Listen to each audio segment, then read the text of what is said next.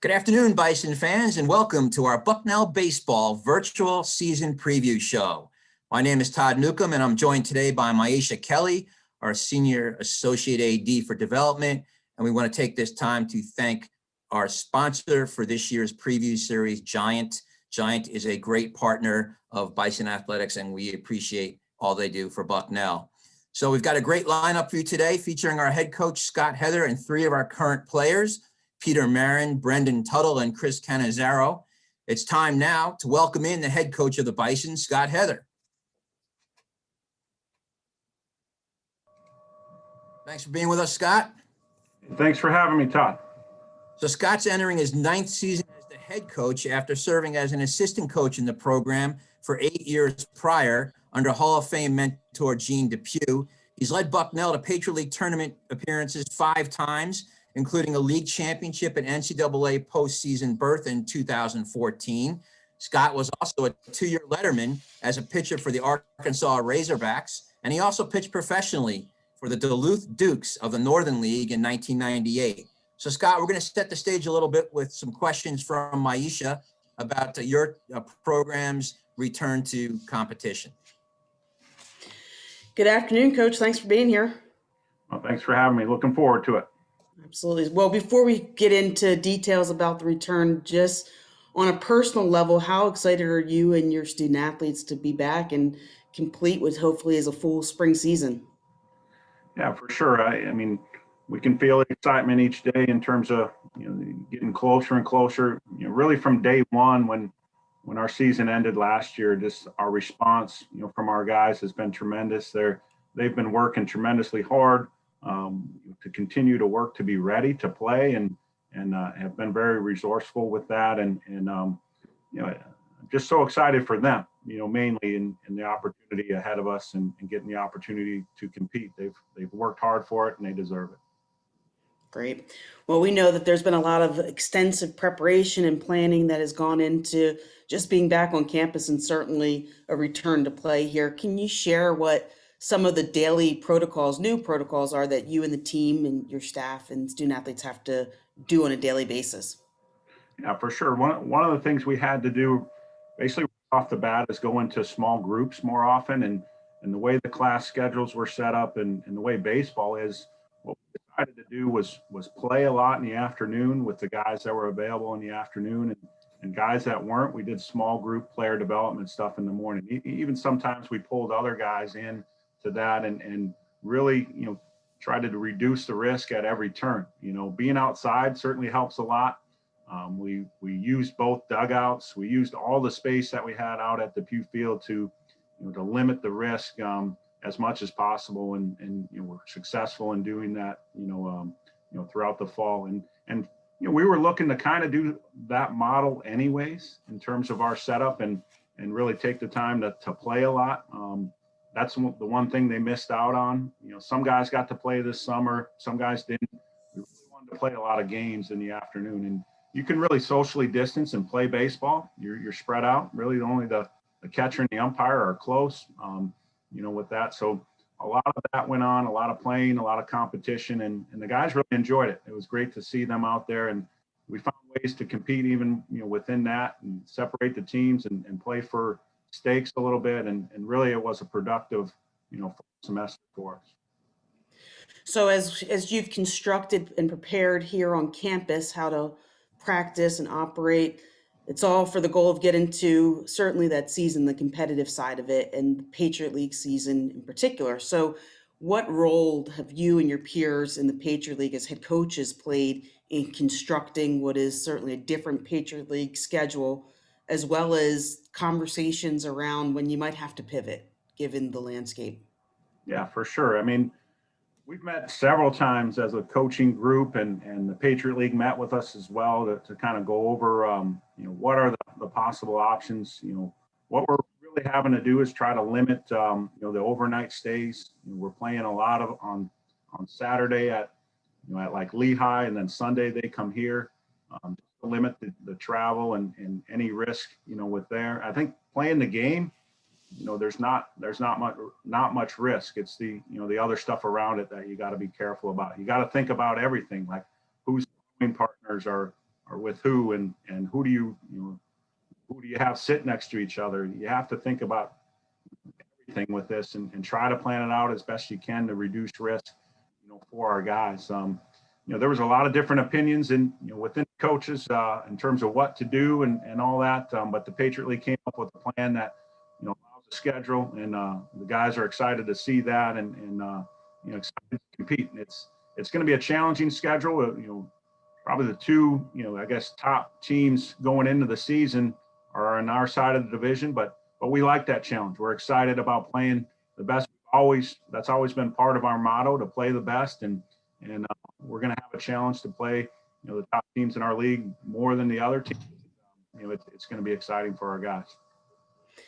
Certainly a different runway into the season than what you've had in the past, typically having fall ball opportunities to be out on the field and compete a little bit during the fall, prepare in ways. So what has been your assessment, or what have you seen from your student athletes as it relates to some of the physical or even mental challenges that have come with just being in school, being student athletes throughout the last almost year now of the pandemic? Well, I'm proud of them and how they've handled all this. They get hit with a lot, and you'll have a few good days, and then you get hit with something else. But they've been resourceful in finding ways to continue to get better. Throughout, even while they were at home, I've seen them come back better, and it's just it's a good sign of what they did when they were on their own too. And everything that they've been hit with, they've responded to the challenge. And a big thing for me that I'm just always pushing is turn a negative into a positive, and just find that way. You may have a few moments where that's tougher to do, but if you can eliminate that, find the positive, and work to continue to get better, you're going to be all right. And to a man, they've handled it that way. Just proud of how they've handled it, and even here lately, just continuing to be proud of how they're handling all the challenges. Scott, let's turn the attention to exactly that, the 2021 team. And can you give the fans out there a scouting report of what to expect from the Bison in terms of pitching, hitting, and defense come this season? Yeah, one of the things we saw in our fall competition is we're going to have a lot of depth. We have a lot of options, positionally, a lot of guys with versatility. I think the toughest part for me will be, figuring out who to play, on a day-to-day basis. But that's a good thing to have during, a COVID season. You might run into issues, things that happen. You see it in the major leagues, contact tracing, all that type of stuff. It's good to have depth to kind of build the workload too as we begin our season, and different challenges that have already hit us. I'm excited about that part. Our young group of talent has kind of infused a good intensity about them, and really challenge the older guys, and we just have a good atmosphere of competition, like healthy competition within the team. They're pushing each other, they're supporting each other, even though they're fighting for the same position. It's supportive, and kind of let the best man win. We're going to all compete to the best of our ability, and that's what I'm seeing positionally for sure. The pitching, I think what you'll see with them is it's really a talented group, top to bottom. I mean, guys nowadays throw harder than maybe 10, 15 years ago with that, and you really see that. Our stuff, I think, is some of the best stuff we've had, top to bottom, on a staff. It's going to come down to in the zone and limiting walks, limiting free bases, giving our defense a chance to play defense behind us, and that's going to be a key for us. I really think defensively we have a chance.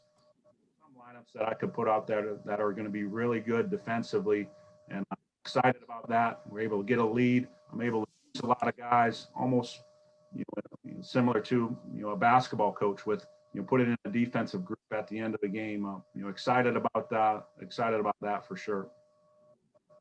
Sort of an extension of that question and what we've talked about, because we know that there's been limited time to practice and prepare for the season for a variety of reasons, including weather or getting out there, right? So what are you putting an emphasis on before you start the season off? What will be one of the main emphasis for the team this year as you get into competition?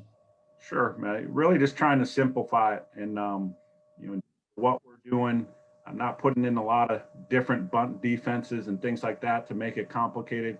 Um, we really set out in the fall to play a lot and prepare our guys to be able to play and put all our things in the fall, so they're really ready to go. So we didn't have to spend a lot of time on that, in preparation for the season, and really get preparation, in the fall. That's why we played, so much. So I think we got a great fall preparation for, for the season, and you're in a good position with that. But just generally, just trying to make it easier and simplify. Just play the game, ready to compete, and not make it too complicated. So Scott, we've got a viewer question for you now, and this one seems to play into the pitching staff and what you've already talked about a little bit, but this is from Mark in Carlisle, Pennsylvania. And he says, Scott, the lack of a deep pitching staff has seemed to be the team's Achilles heel the last 3 seasons. I know finding a franchise pitcher is hard, but what progress do you think you have made in this area through both recruiting and the development of the current players? For sure. I think it's one of the more impressive things that I've seen with, with all the breaks and losing the season, and just how much those guys have continued to improve. You'll hear from, from top pitchers, later. Brendan Tuttle is a guy that, is really, put himself to the forefront. I think will be one of the best pitchers in the league. He's fully healthy now, which is a big thing. He's battled, some injuries over the last couple of years, and really look for him to reach his potential this year. He's been impressive in our workouts, up to 94 miles an hour with his fastball, and has a great breaking ball that he's really comfortable with, the plate. But top to bottom, I think you'll like what you see on this staff. We have some young guys that have come in that are pushing the envelope a little bit. It's really a group that works hard, not only at our stuff, but on their own stuff. They're constantly talking about how to continue to improve, and they've taken advantage of this time. When this all happened, last year, almost a year ago now, I asked them, where are you going to be at, when the season comes next year? And these guys have come back better, and I think you'll be excited with that. It always starts with recruiting and bringing in talented guys, and worked really hard with these guys too to establish a mindset of challenging the zone. That's really, going to be the emphasis, and if we can do that, I think you're going to like what you see with that. Scott, I know we're talking about moving forward, but we'd like to step back for a moment and reflect on how it felt to be featured on SportsCenter with Scott Van Pelt for his senior showcase last spring. And can you share how that unfolded? Yeah, it was, a pretty cool thing, and especially to kind of commemorate those seniors. We had kind of an impromptu senior day, and it was just something that just kind of evolved while we were out there. We had found out, that morning that didn't look like the season was canceled, but maybe we were going to be able to play, last weekend against Navy, and during practice I found out that was out too, and let the guys know. And we've always had this kind of pitcher versus position player battle, like who would win in a game, pitchers versus position players. So I said, once and for all, we're going to end practice and we're going to settle this, and you guys are going to play and compete. And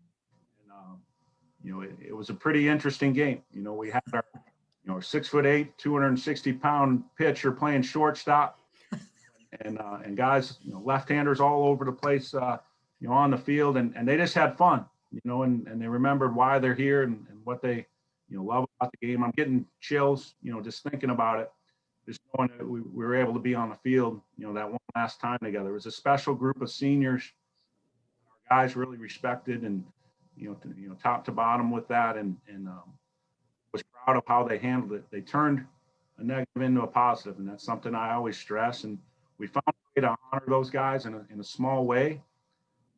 We just put it on Twitter, with that, and people noticed it, and how much love they had for each other, as a team, and you could see it. It was definitely evident, and pretty cool that Scott Van Pelt noticed, and we were on the verge, I think, of something special, with that group. They were just, beginning to come together. We played a really challenging schedule with 2 teams on there that that were really top 20 teams, and competed very well, and actually pulled away with wins against both of them, Central Michigan and Virginia. And I was excited for conference play to go, because they were going to prove how hard they work.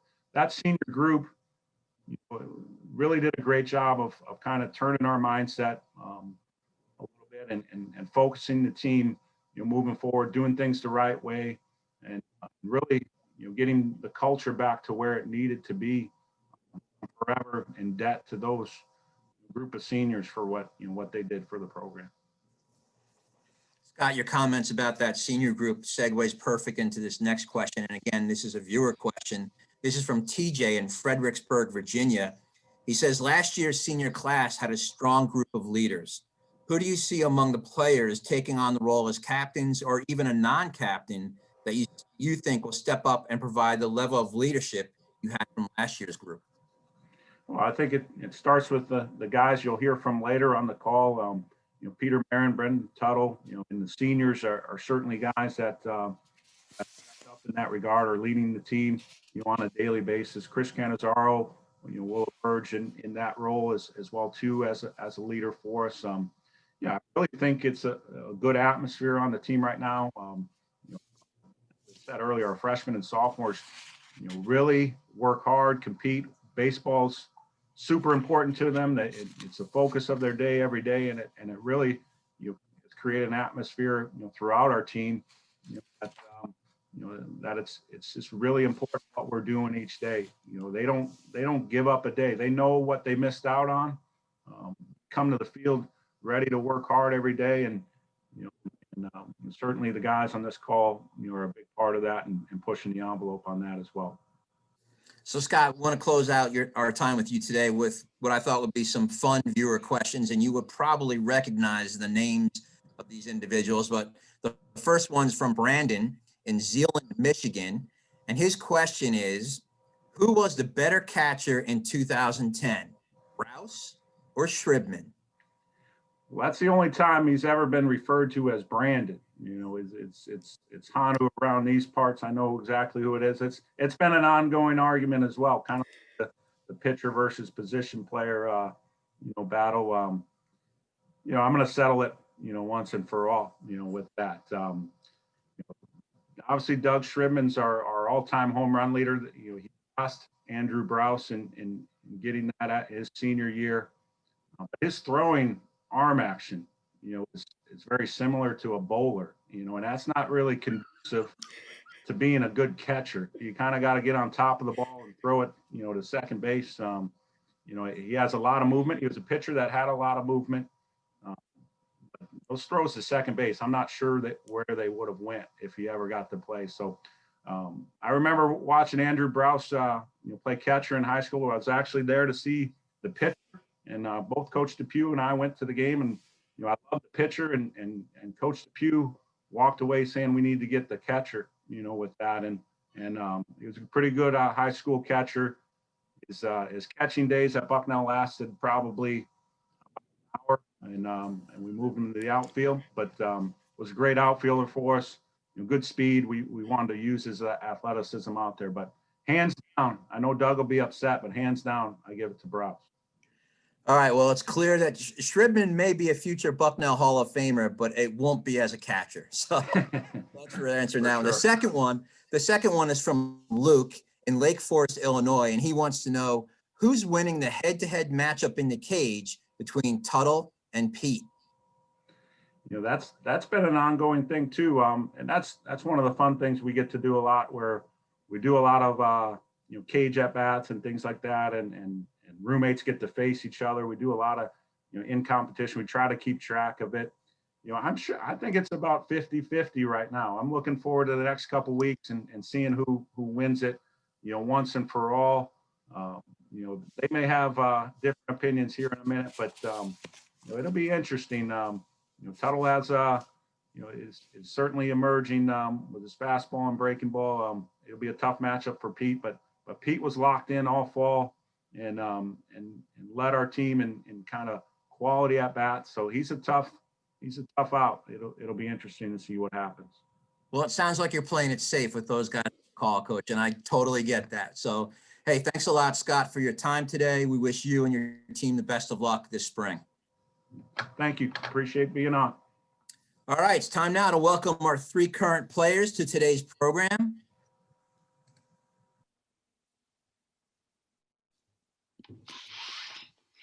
Welcome, guys. Thanks for being here today. Thanks for having us on. Thank you. Yep, thank you. All right, so we're going to start with Peter first. And Peter is from Darien, Connecticut. He's a senior infielder for the Bison. Thanks for joining us again. Thanks for having me on, Mr. Newcomb. It's a pleasure to speak with you today. Peter, welcome and thanks for being here. I will give you the first question. It's actually from one of our viewers. This is from Ian in Washington, D.C. And he says, I can't imagine playing through COVID like you are today. What are some of the things you've learned, appreciate more, or appreciate less maybe, about being a part of the Bucknell baseball team today versus a year ago? I think this past year has really just taught me to appreciate every moment we get to be on the field. There's been so many instances where we've seen that opportunity taken away, whether it's been campus scares or obviously losing our season last year. And just looking forward to be able to get out there again and compete for however many games we get. We're really looking forward to it. And it's definitely a newfound appreciation, just the ability to compete, something I definitely took for granted in the past. Peter, you're segueing perfectly into the next question as well. And it's been almost 2 years since you guys last played a home game at the Pew Field. The last time Bucknell played a home game was April 28th, 2019 against Lehigh. So when we get to the point where you're going to play a home game this year, what is that going to mean to you and your teammates to finally step back out on the field here at Bucknell? I think it's going to mean a lot. We've really had to go through a lot of adversity. Even the guys that weren't here last year, they lost their opportunity, a lot of them, to play their senior seasons in high school. And I think everyone's just looking forward to get that chance to play again. Everyone obviously loves the game, and we've seen how hard it is to lose that opportunity. So just to get the opportunity to play is going to be special. Peter, you mentioned just the appreciation to be able to play and taking advantage of that opportunity. And so knowing that things can change from day to day. And as a senior leader of the program, what kind of advice are you giving to younger players about staying positive and preparing for the season? Just doing everything that we can to stay ready. We have to go in with the mentality that we're going to get our opportunity to play, to stay ready. So just making sure everyone's on the same page, where even if we may not get to play one weekend because of cases or contact tracing, it doesn't take away from our goal of getting the opportunity to compete and compete for a Patriot League championship and keep pushing for that direction. Peter, obviously we've mentioned you're a senior, so this is your last hurrah, so to speak, for the Bison, and you've been through a lot already as a player here at Bucknell. What are your personal expectations for yourself this season? And also, what are your expectations for the Bison team? I haven't really given too much thought about my personal expectations. I'm really just focused on what we can accomplish as a team. I believe that this team definitely has the talent to compete for a championship. I think that's everyone on our team's expectation, is that we're going to be there. But it's been a ride. I would obviously love to play well, but to get that opportunity to win a ring would be great. Obviously, I think we had a good shot last year, didn't get that chance, so definitely would love to be able to do that this year. Well, obviously the field behind myself and Maisha doesn't look like it does in our pictures. There's a little bit of snow on it, but we hope that gets out of here soon and you guys get back out on the field. And thanks again, Peter, for being with us today, and good luck to you this season and to your teammates. Thank you so much. All right, so our next player is senior pitcher Brendan Tuttle, who's from Hollywood, Florida. Welcome, Brendan. Thanks for being here. Thank you, guys. Appreciate it. Thanks, Brendan, for joining. So after having the season canceled last year, what has been the mindset of your team, and it's particularly how you respond to adversity? It's just been work. It's just been straight work. The 4 teams that I've gotten to play with here at Bucknell, as a collective unit, this is the hardest I've ever seen guys work, and it's made me work 10 times harder than I probably would have. So I'm grateful for the younger guys, for sure. They've brought a work ethic that all of us are matching to each other. So like Coach Heller talked about, it's been a good work battle between us all. So that's kind of been our mindset. Somehow, I don't know how we let this one slide. We should have asked Peter when we had him on. But let me ask you, who's winning the cage battle? Honestly, me and Pete haven't had a lot of face-offs. I've had more face-offs with Chris. I'll get Pete's number though when I got him in the cage. We can blame it on not being able to see in the field house though. Who knows? All right, well, here's my real question. So give us a personal scouting report of the members of this year's rookie class, and what advice have you given to some of those guys? Oh my gosh, we've got some bats and arms. It's great. This freshman class has been awesome to watch. I can't wait to watch them on the field and get to put everything I saw in the fall into action. We got guys that can smack the ball far and hard and consistently. Got guys that can play the infield. Grant Voidovich, Anthony Sherwin, Jake Corson. Those are some bats that have popped out on the fall. Vukovic has been great on the mound for us in the fall as well. Every one of our younger guys. Guy Graham Carroll, he's going to be an interesting arm to watch too. He's got a funky arm slot, and the ball is moving every which way when he throws it. So freshman class is great. I'm excited to watch their play on the field. What about advice, maybe especially for the freshman pitchers that you've well, for me, it was don't let it get to yourself so quickly when you get thrown into the fire. I have a new appreciation for just enjoying the game now that I haven't really felt in the past years. So it's enjoy it. When I first stepped onto the mound against Arkansas my freshman year, first time in a college game, I was so overwhelmed and I was like, oh my gosh, what is going on? I didn't remember it. When I came off the field, I didn't really know what happened. So it'd definitely be to enjoy it. It's a heck of a welcome, right, to college baseball. So yeah, it was. So we have a question from Douglas in Garnet Valley, Pennsylvania. He wants to know who will be your toughest opponent this season. It's going to be Lehigh, and Lehigh has a few arms that can really sling it. But I think we got the bats that can hit their slingers. So I'm excited to face off against Lehigh. I think that's the team to beat, and our hitters they can swing. So I want to see our hitters face their arms. Well, we all know any one of us who's a Bucknellian loves to beat Lehigh. So yeah, look forward to that. So no doubt about that. Yeah, we've talked about some leadership already on the day. Can you name a former player or two who was on the team maybe last year or the year before that you really looked up to, and maybe you've adopted some of their leadership skills? Yeah, the list could go on and on. There's been a lot of those guys that have come through the program for me. Watching Nate Gricius and Jack Simpson last year, those two guys, great guys to watch in the way they went about their everyday work. Christian Taylor, Mike Stevens, two guys a few years ahead of me that gave me an understanding of kind of what to do day to day. I came in, college baseball not really knowing what was going on, didn't have any routines or anything. Christian Taylor, Nate Gricius, Jack Simpson, all those guys, pitchers that took me under their wing and gave me a little idea of how to get the ball rolling at the college level. All right. Well, Brennan, thanks a lot for your time today. We wish you the best of luck this season and healthy, and we hope to see you out on Depew Field. Awesome. Me as well. Thank you, guys. All right. So our final guest today is junior outfielder Chris Canizero from Staten Island, New York. Welcome, Chris. And my immediate question to you, are you a Yankees fan? It's a pleasure. Thank you for having me. And I'm actually a huge Mets fan. Oh my gosh. All right. I don't like you any less, but I figured I had you pegged for a Yankees fan. Chris, welcome. Thanks for spending some time with us. So if we reflect back a little bit on your career, particularly last year, you were in the middle of a breakout season, leading the Patriot League in RBIs.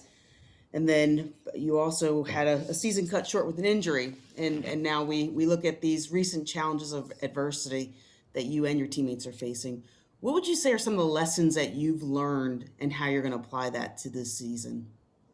Yeah, just like Brendan and Pete said, kind of never letting a moment on the field be taken for granted. You know, freshman year, I lost half the season due to an injury, and last year with COVID and now the fall and everything going on, it's been tough. But just being able to appreciate every moment we're out there on the field and getting to play next to your best buddies, it's something I cherish every moment I'm out there. So Chris, as Maisha mentioned, you had the great start last year, and then probably as such, you were recently selected to the Patriot League's preseason all-conference team for this year. What are your expectations for yourself this year, and who are some of your teammates that we should be keeping an eye on this season? Yeah, personally, I just want to play the best I can every day. I want to go out, play hard, play fast, and then just enjoy the game because we've lost a lot of it. So personal goals, those are mine. And teammates, there's, like both guys have said before, so many freshmen to keep your eyes on. Anthony Sherwin is going to play a huge role this year, Grant Voidovich. And in the outfield, I think Kyle Lyons is a kid to keep your eye on. One of the fastest guys in the league, if not the fastest. And Jake Terwilliger took a huge step this fall with the bat. Had a really productive fall, plays great defense out there. So two guys definitely to keep your eyes on in the outfield. You sound like a future coach. So this is a fun one. So baseball is a sport most commonly known for superstitions. So players or coaches with superstitions. Do you have any routines, or are there any superstitions that your teammates or even coaches have? Personally, I've had the same exact routine from being in the on deck circle to walking up to the batter's box since I've been about 10 to 12 years old. So that's something I do every single at bat, whether it be a scrimmage, an indoor at bat, or in a real game. And for the last 2 years, me and John Paul Bell, who graduated last year, would kind of crack our helmets together before each of us got up to the bat. So I'm looking for someone to take that role this year. That's such a great question. I'm going to open that up to Brendan and Peter too. And Peter, we'll start with you first. What kind of superstitions might you have? I can't really think of anything. Before the game, I generally do a stretching routine that I've kind of followed for the last 2 years. But other than that, I'd say I'm not very superstitious. All right. How about you, Brendan? Yeah, I like to sit in my truck before I get to the field. Probably mostly because it's cold outside and I don't like to be out in the cold for too long. No, but I get a sausage, egg, and cheese croissant and a peach flavored energy drink, and I have to have those two together before every time I pitch. I sit in my truck. I listen to a little bit of reggae music to get me calm, and then I go out to the field, and then that's it. It's always fun to hear those stories about what guys do to make them think they're going to play better. So, Chris, back to you. So you had a heck of a series last year against Virginia, including a pair of home runs and some clutch hits. As a young player, what does that do to your confidence moving forward, knowing that you had success early on against such quality Division I pitching? Yeah, just an awesome experience being able to play down at UVA under the bright lights with a bunch of fans. Something I'll never forget. And same with freshman year at NC State. For me, it just knows that I can go out there and compete with the best. And that's something I took with, some confidence. And I think it helped me build and continue to get off to a hot start last year. And definitely gave me the confidence this fall to step into a leadership role and continue to get better every day.